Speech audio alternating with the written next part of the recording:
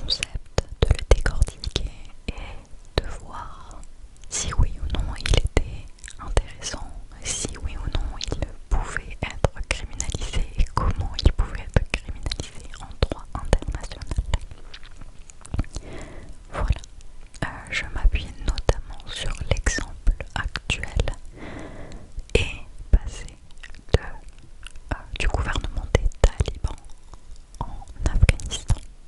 Et je faisais quelques mentions également du régime en Iran et en Arabie Saoudite. Voilà, donc écoute, si ce sujet t'intéresse, je pourrais faire une vidéo à ce sujet. J'y réfléchirai le cas échéant parce qu'il faudrait pas non plus que ça ressemble à une soutenance orale. Mais voilà, on pourrait en discuter ensemble. C'est moi qui avais choisi ce thème. C'est un thème qui me passionne depuis 1 an et demi maintenant. C'est pour ça que je l'ai choisi, parce que je trouve que la question de sa reconnaissance et de sa criminalisation était tout à fait pertinente. Et maintenant que je connais bien la question, je me positionne en faveur de la reconnaissance et de la criminalisation de ce concept en droit international. Voilà, je trouve qu'on peut appeler ce qui se passe en Afghanistan actuellement un apartheid de genre pour beaucoup de raisons que j'ai développées dans mon mémoire de 90 pages. Voilà. Tout ça pour dire que je ne peux pas te dire en quelques phrases pourquoi. Je te l'expliquerai si cela t'intéresse. Donc voilà, ça c'était, on va dire, mes 2 mois d'été étaient vraiment consacrés à ça.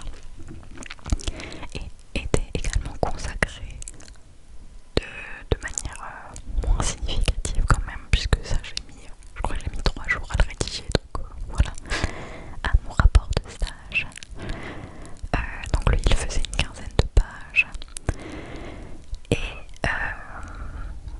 ouais, bon, c'est un rapport de stage quoi, que j'ai donc rendu les 2 fin août. J'ai également reçu de la part de mes tutrices de stage mon évaluation. Elles m'ont mis fin à mon stage. Elles m'ont dit que voilà, elles m'avaient mis la note la plus haute parce que j'avais été très très investie dans mon stage et que mon travail était de grande qualité. Et elles m'ont écrit aussi que, parce que tout ça a été par écrit, elles ont mis ça en commentaire sur la grille d'évaluation,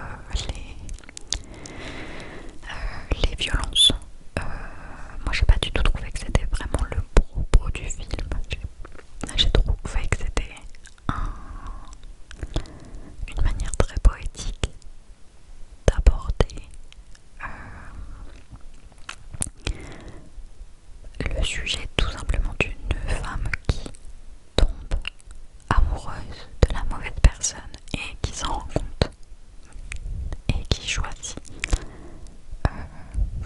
et comment elle réagit face à ça. Mais voilà, ça aurait pu être autre chose que des violences conjugales. Et il n'y a pas que ça en réalité.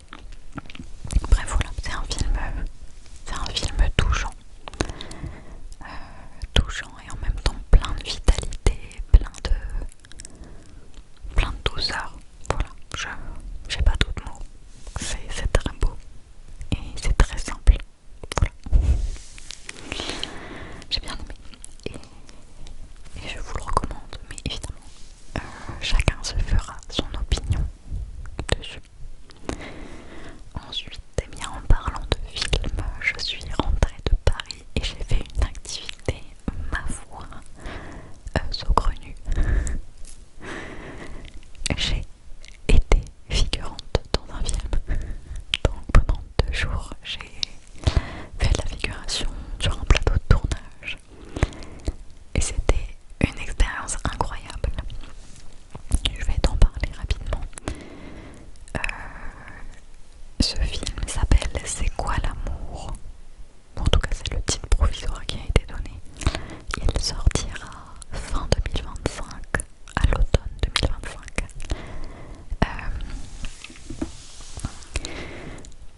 Je vais pas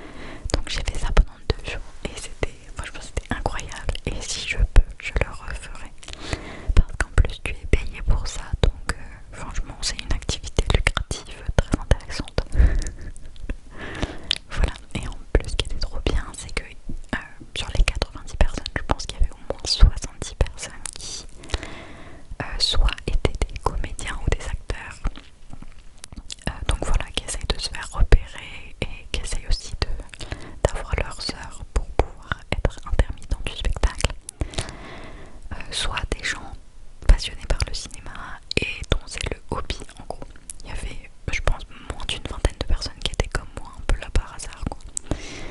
Et du coup c'est très intéressant de discuter avec tout ce beau monde parce que généralement ils connaissent plein de trucs sur le théâtre, sur le cinéma et sur le derrière, enfin l'envers du décor quoi. Donc vraiment c'est très intéressant. Voilà, moi ça m'a beaucoup intéressé en tout cas. Donc voilà. Ensuite, donc ça c'était la semaine dernière. Donc là on arrive à peu près à aujourd'hui. Et je vais maintenant te parler. On arrive sur la fin de la vidéo, donc je vais maintenant te parler de mes projets, de ce qui va se passer pour moi dans la suite des événements, dans les prochains mois slash années. Et je vais aussi te dire pourquoi est-ce que je t'ai spécifiquement dit dans cette vidéo de liker, commenter et t'abonner pour soutenir ma chaîne. Alors non, je ne vais pas être ASMR artiste à plein temps. Ce n'est pas ça. Puisque tu le sais sans doute si tu me suis assidûment, je veux travailler dans les droits de l'homme à l'échelle internationale et j'ai notamment pour ambition de passer le barreau pour devenir avocate. Et donc le projet cette année, parce qu'il y a eu un petit changement de programme, à l'origine le projet c'était de passer le barreau en septembre 2025. Si tu veux d'ailleurs une vidéo sur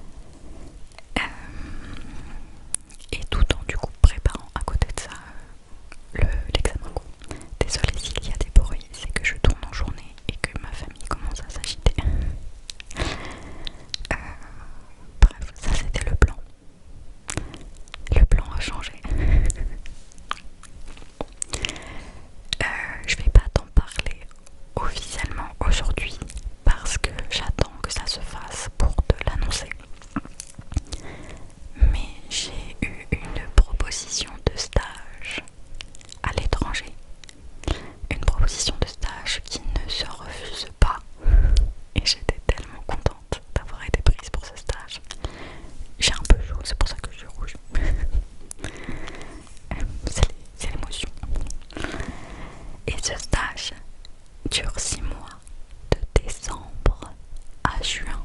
Et je ne peux pas négocier les dates parce que sinon j'aurais négocié de partir au moins début novembre pour pouvoir finir un peu plus tôt. Et comme ce stage est à l'étranger, bon déjà, en gros, ça réorganise tout mon programme parce que je ne peux pas faire une préparation à côté d'un stage, enfin à côté d'un 40 heures en plus là-bas je crois. Donc je vais essayer de me préparer comme je peux à côté, mais bon ça chamboule un peu quand même les plans. Je ne pourrai pas trouver de job étudiant.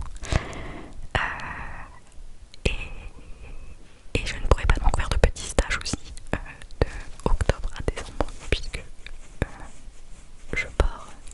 Là je pars dans 2 mois techniquement, mais il faut le temps de tout prévoir. Et en plus de ça, j'ai eu quand même des entretiens d'embauche, mais personne ne voulait m'embaucher pour moins de 3 mois, ce qui est normal parce que c'est pas du tout rentable pour eux. Bref, donc voilà. Et donc ce changement de plan, ce départ imminent pour l'étranger fait que j'ai besoin d'argent. Vraiment. C'est une opportunité que j'ai attendue depuis au moins 1 an, qui se réalise enfin. J'espère qu'elle va se concrétiser jusqu'au bout. Mais normalement oui. Et je ne pourrai pas travailler à côté parce que la priorité c'est quand même de se préparer au barreau. Donc je pense que je consacrerai mes soirées et mes week-ends à la préparation du barreau là-bas. Mais donc se pose une question fatidique, puisque mon stage là de fin d'études n'était pas rémunéré, puisque je ne peux pas faire de stage avant de partir et que je ne peux pas non plus travailler là juste pour 1 mois. Enfin, je vais faire peut-être un peu d'émission d'intérim, du babysitting, et je vais donner des cours de soutien, mais ça va pas non plus pas me payer mes 6 mois là-bas. Et puisque je ne pourrai pas travailler là-bas, je vais quand même essayer de donner des cours de soutien à distance.